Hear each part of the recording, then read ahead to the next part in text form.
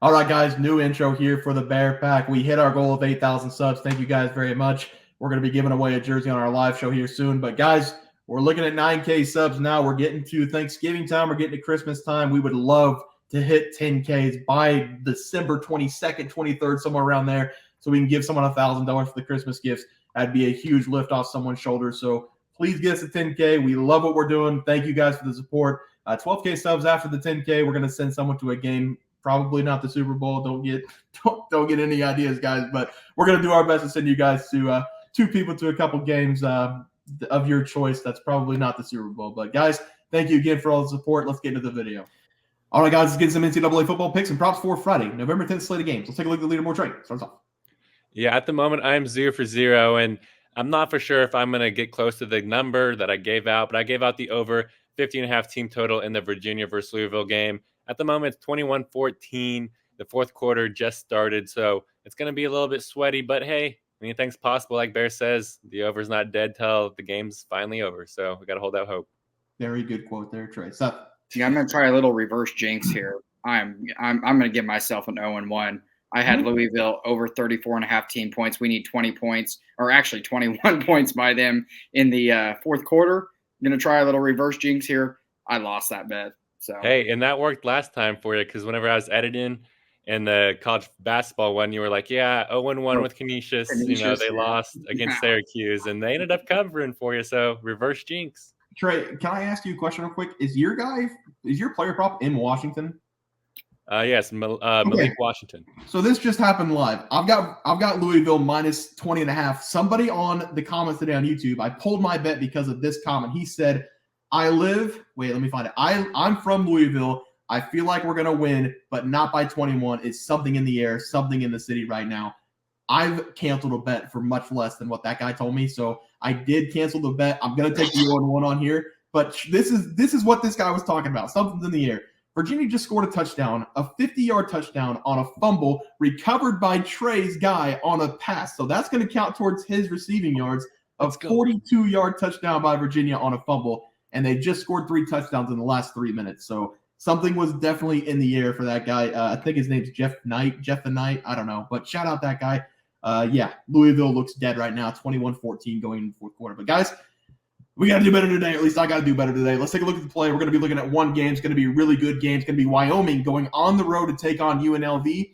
UNLV's at home. The spread is minus 5.5 for UNLV. The over-under is 50.5. Great game. Trey, how do you start? Yeah, the spread's at 5 now, so it's creeping back to UNLV's way. And I'm really excited to watch this game. I texted the group chat, and I said this game's going to be very sneaky good. And I'm glad that this is kind of a standalone game on Friday night. In Wyoming, they come to this game with a 6-3 record and are 5-3-1 ATS this season. But it does need to be noted that Wyoming, they have kind of struggled against the Mountain West competition this season. They are 3-2 in conference play, and they did get beat down by Boise State and Air Force by a combined score of 66-34. And UNLV, they have been very under the radar this season. No one's really talking about them, but they do enter this game with a 7-2 record and a staggering 8-1 ATS this season. They did lose 2 weeks ago on the road against Fresno State by a touchdown. But other than that, their only loss is against the cheating Michigan Wolverines. So I love UNLV here at home. I'm going to buy a half point, and I'm actually going to take them here minus 4.5, and it's at minus 122, which I absolutely love. UNLV, they've simply looked elite on the offensive end, and I just feel like they're going to easily score 30-plus points in this game because they come this game averaging 36.7 points per game, and if they reach that 30-point mark, I just don't see Wyoming having a chance to cover here because Wyoming, they've only scored 30 points 3 times this season, and all 3 of those times were at home. In fact, they come in this game averaging on the road only 14.6 points per game. There's no way that they're going to be able to score 14.6 points per game here and cover that plus 5-point spread. So I love UNLV here at home. Give me the Running Rebels here, minus 4.5 against Wyoming. I love it, Troy. Seth? Yeah, and I am also very surprised that UNLV is going so far under the radar. They're averaging 36.7 points per game on the offensive side of the ball, so this team can really move the ball. Wyoming struggles to move the ball. They have struggled in conference play, like Trey said. And Bear, I have a feeling you're going to go with UNLV here, but you're going to question yourself because we're going to end up sweeping the board because I do like UNLV on the spread. Mm-hmm. But I'm going to tell you why I'm taking UNLV, and that is because I have been burned by Wyoming twice as underdogs, and I can just not do it. I cannot make myself take Wyoming as an underdog here. Their offense stinks every time I take them as an underdog. I'm just not going to do it. UNLV's offense has been elite. I'm going to stay away from Wyoming in this game. UNLV's at home. Offense is better. That's where I'm going. Should I do it? No, I'm kidding. I'm really confident in this one. I'm going to take UNLV. They cover the spread here against Wyoming. Both these teams started out strong this season, and UNLV has won 7 games for the first time in 10 years of that program. The reason they're winning so many games has been the explosiveness they have on the offensive side of the ball, and I don't think Wyoming is going to be able to stop them in this game. UNLV has a very strong running game, and they have one of the best wide receivers we've seen in college football this season. Defensively for UNLV, they're giving up a lot of passing yards this season, 265.8 yards per game. Not great for the Rebels, but for Wyoming, they're not a passing team. They rank bottom 10 in the FBS this season on passing offense. This is a strength on weakness game. I think UNLV takes the advantage of the weak Wyoming passing game, and they win this game pretty easily. Give me the Rebels -5.5 in my play. I'm really confident in it. Let's move on to the player props. Trey, start us off. All right, and I am 0 for 0 at the moment, but I did give out Gerard Jordan over 105.5 rush yards versus Virginia. Bear did mention I gave out Malik Washington in that Virginia game as well, and that was a member prop, and it's looking like it's going to hit. So make sure to hit that join button below and become a member if you want some easy winners. But I have a lot of faith in Gerard Jordan to go over 105.5 rushing yards. He's going to reach triple digits and then some in this game. Seth? Yeah, I'm in trouble with my pick. I took Louisiana quarterback Chandler Fields to go over 207.5 passing or 3.5 passing yards. They are down 7 right now, so they might have to throw a ton in the fourth quarter. He's currently at 87. They've just been running the ball. They have 28 rush attempts already in that game. I was confident that with the starts he made last year, they would trust him enough in the game, but it does not look like they have. Yeah, and I've got Jack Plummer under 208.5 passing yards going up against Virginia. It was looking really good. Only 73 at the half. They were up 14-0, but like we just said, Virginia just completely swapped the board here. They're up 20-14 going into the fourth quarter. So it looks like Plummer's going to be throwing in the fourth quarter. So we've got 68.5 yards to work with. So, I mean, it's still doable, but a little bit more sweaty going down the stretch here. But let's take a look at the plays for tomorrow. Trey, how do you start us off? Yeah, and currently we don't have any lines out for our players, but I have a lot of confidence that they're going to come out in some pretty favorable numbers. But mine, I'm going to go over to this North Texas at SMU game, and Bear kind of highlighted on it earlier. But this SMU team, they have a lot of good running backs, but I'm going to take the best one they got. Give me Jaylen Knighton to go over his rush yards versus North Texas. I really love Knighton's chances to absolutely dominate this game, and I fully expect him to honestly have a good chance to sniff triple digits here in this game, which he's only done once this season. But if SMU is smart, they're going to lean on the ground game here because that's what every other team that has played North Texas, that is exactly what they have done. And they've done it at an elite level. That's because this North Texas rush defense is very bad. How bad are they? Yes, like Bear said earlier, they give up the most rushing yards per game in all of college football. That's because they allow an average of 271 rushing yards per game. That's just absolutely absurd. Almost 300 rush yards per game allowed. That is no bueno. And Knighton, so far this season, he has 33% of SMU's total rush yards. So that projects him to finish with 89 rush yards in this game. And I just highly doubt